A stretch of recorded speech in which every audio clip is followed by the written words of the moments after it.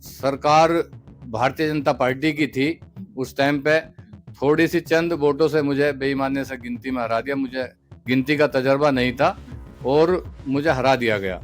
मुझसे दबे कुचले समाज पे कितना अत्याचार हो रहा है, बहन बेटी सुरक्षित नहीं है, कहीं भी जो है, जो ऐसे जो हैं, जो गुंडे मवाली लोग हैं, भले ही कितना दम भरती हो सरकार, लेकिन घटनाएं जो हैं रोज दिन प्रतिदिन आप देखते हैं कि हो रही हैं। और भाई चंद्रशेखर आजाद 2027 का जो चुनाव है, पार्टी पूरी सीटों पे उत्तर प्रदेश में चुनाव लड़ेगी और मैं भी सन 2022 में चुनाव लड़ा हूं मेरठ शहर से।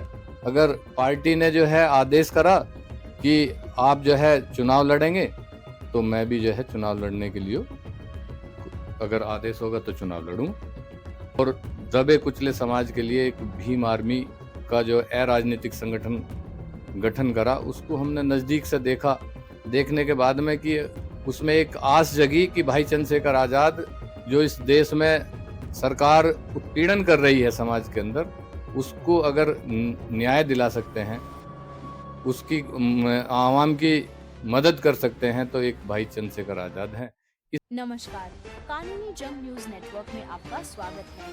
आज हमारी टीम पहुंची पश्चिम उत्तर प्रदेश के मेरठ शहर में, जहां हमने समाज सेवी नेता अली शेर मंसूरी से विशेष बातचीत की। डॉक्टर अली शेर मेरठ मंडल में आजाद समाज पार्टी कांशीराम के प्रमुख चेहरे हैं। विद्यार्थी जीवन से न्याय के लिए संघर्ष और कांशीराम जी की रैली ने उनका लक्ष्य तय किया। बसपा से जुड़े पंचायत चुनाव में दमदार प्रदर्शन किया और समाज सेवा को मिशन बनाया।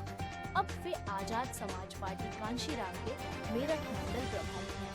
सामाजिक एकता और अंतिम व्यक्ति तक न्याय पहुंचाने के लिए लगातार संघर्षरत हैं। वे कहते हैं, जब तक समाज के अंतिम व्यक्ति को न्याय नहीं मिलेगा, हमारी लड़ाई जारी रहेगी। आइए देखते हैं हमारे editor in chief Naeem Khan से हुई उनकी खास बातचीत।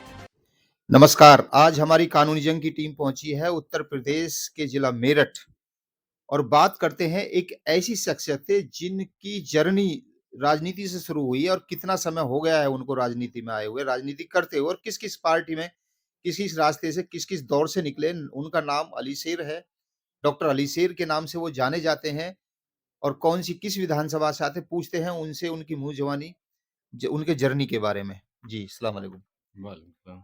डॉक्टर साहब, आप ये बताइए कि जो आप राजनीति में आए हैं, आप की शुरुआत और जर्नी की शुरुआत कैसे हुई और कहाँ से हुई? मैं पहले तो आपके जो ये चैनल है कानूनी जंग, इसका मैं बहुत-बहुत धन्यवाद करता हूँ, शुक्रिया अदा करता हूँ कि आपने मेरी बात पहुँचाने के लिए आप मेरे पास पहुँचे। मेरा नाम अली शेर है। मैं जो मेरा पैतृक गांव है, ग्राम खंदावली है, जो किठौर विधानसभा क्षेत्र के अंतर्गत आता है और मेरठ जिला है। वहाँ से मैंने जो है शुरुआत करी है और सन 1990 से मेरे अंदर जो राजनीति जो देखी और बचपन से ही मुझे काम करने का जो है जज्बा हुआ।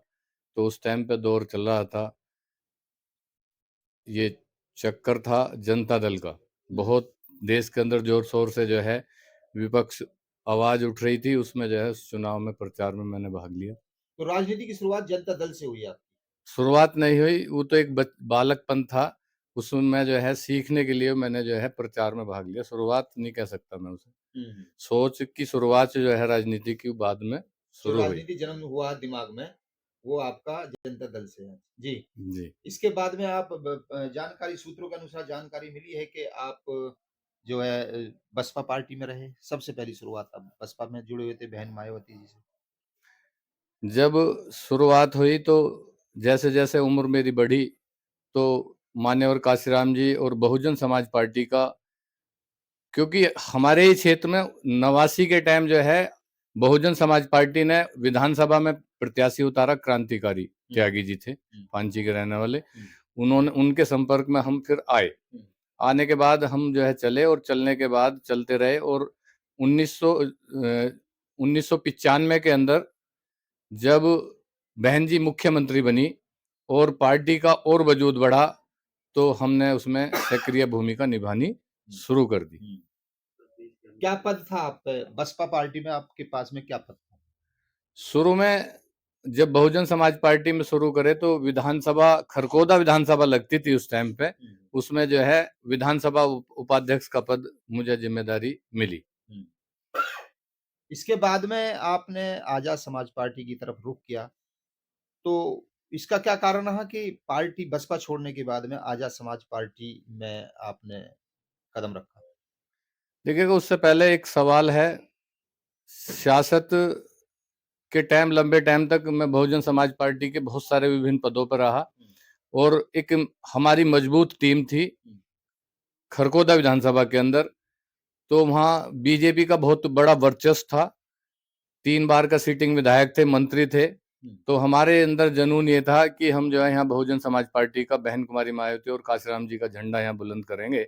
और हमें मौका मिला और चलते चलते मुझे सन 2000 के अंदर बहुजन समाज पार्टी से जिला पंचायत सदस्य माननीय मंत्री जो जयपाल जी थे, उनके लड़के के सामने चुनाव लड़ने का पार्टी ने मौका दिया और चुनाव इस कदर बहुत अच्छे रुझान से हुआ, लेकिन चुनाव सरकार भारतीय जनता पार्टी की थी उस टाइम पे, थोड़ी सी चंद वोटों से मुझे बेईमानी से गिनती में हरा दिया। मुझे गिनती का तजर्बा नहीं था और मुझे हरा दिया गया।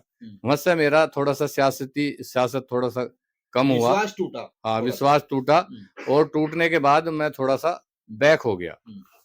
बैक होने के बाद मैंने जो 5-7 साल फिर शुरुआत करी, तो मुझे जिले में भी जिम्मेदारी मिली, जिला उपाध्यक्ष में रहा बहुजन समाज पार्टी में और फिर दौर चलता रहा।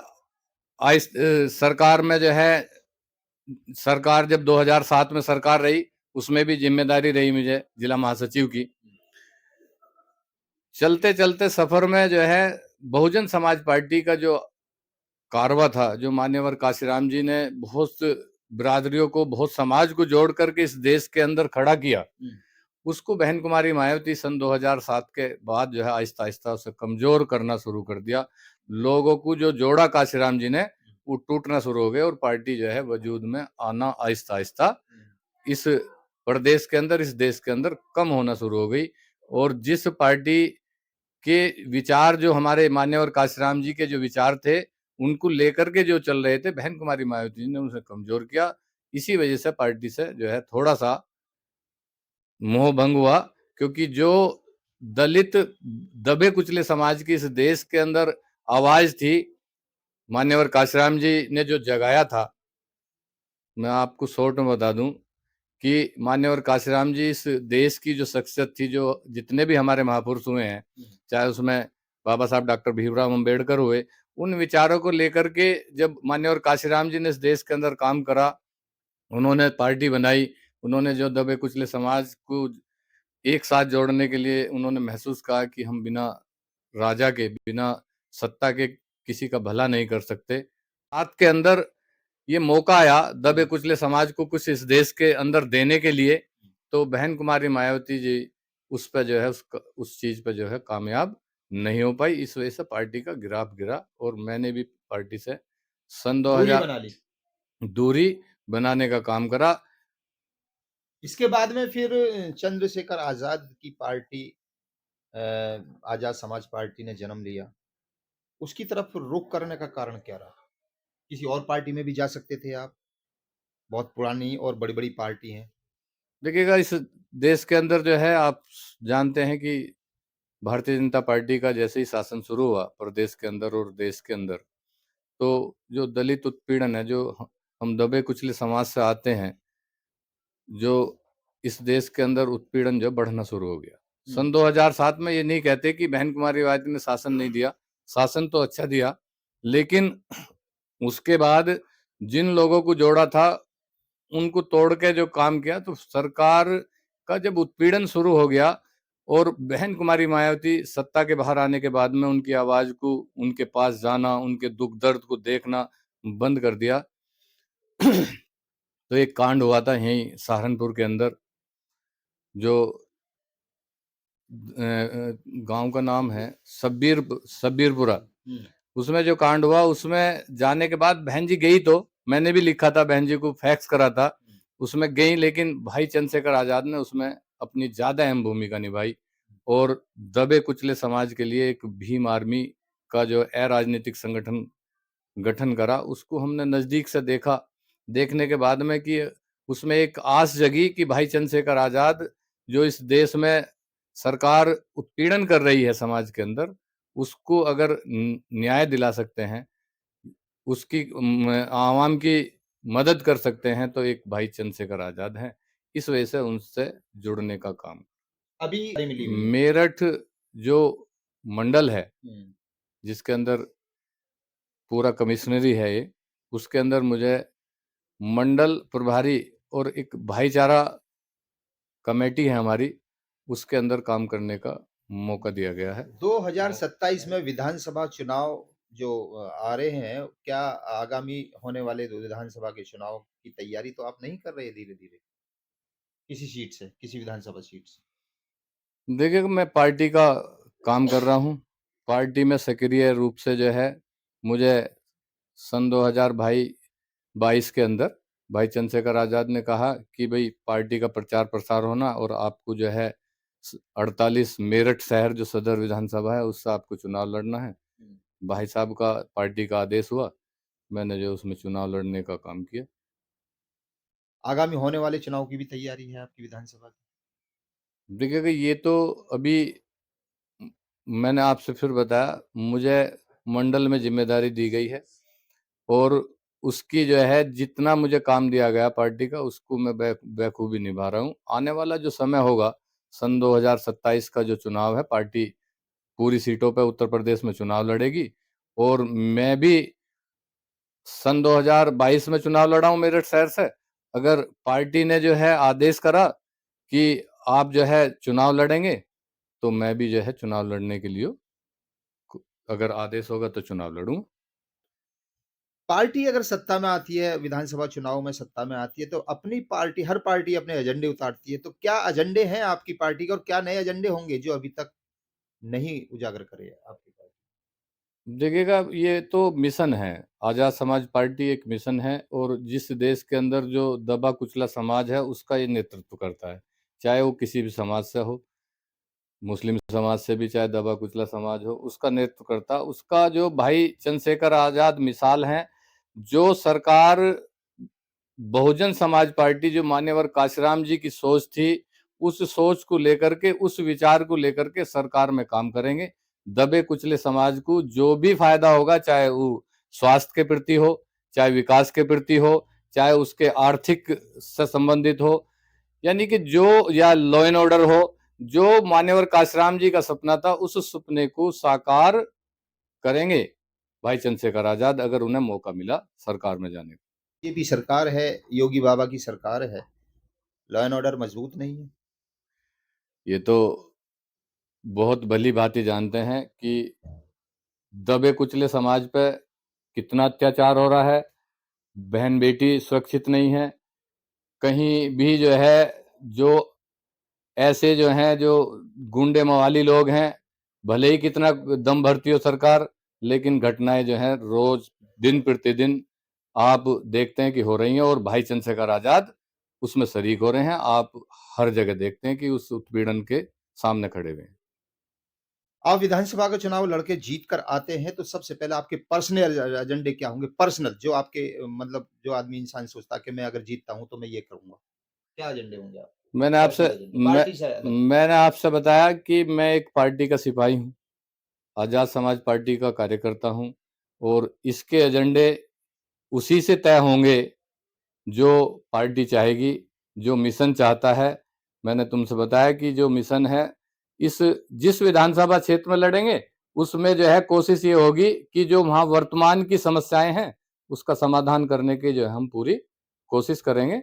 और मेरठ शहर मेरा फर्स्ट प्रायोरिटी है चुनाव लड़ने के लिए। मेरठ शहर के अंदर, वैसे तो शहर एक बिल्कुल बीचों बीच है, विकास से जहां भी जो वर्तमान परिस्थिति होगी और जो कमजोर लोगों के लिए सरकार से फायदे होंगे, उसे फायदा कराने का काम करूंगा। अभी अभी हाल में एक बहुत बड़ा धमाका हुआ है दिल्ली में, देश की राजधानी दिल्ली में बहुत बड़ा धमाका हुआ है। और बत किन मतलब क्या कहेंगे इस धमाके के बारे में? परसों शाम के 7 बजे के आस-पास में हुआ है। क्या कहेंगे इस धमाके के बारे में आप? देखिए, कोई भी घटना अगर घटती है वो बहुत दुखदाई होती है। जान का नुकसान हर आदमी नहीं झेल पाता, माल का तो आदमी नुकसान घटना में झेल लेता है। मैं इसकी बहुत यानी कि दिल मेरा बहुत दुःख है, ऐसी घटना नहीं घटनी चाहिए और सरकार का इसमें जो है फ़ेल यानी कि एक तरह से सरकार की जितनी भी अपनी वे हैं, जो ये घटनाएँ घटती हैं, उसे मैं सरकार से गुज़ारिश करूँगा कि ऐसी घटना ना घटें। तो उनके लिए आप जो है कोशिश करें कि अपना लॉ एंड ऑर्डर या जो भी एजेंसी हैं, उनसे पहले तहक़ीक़ात करके कि उनका जो है निस्तारण समय से हो जाए, वे लोग समय से पकड़े जाएँ, तो ये घटनाएँ कम घटेंगी, घट नहीं पाएँगी।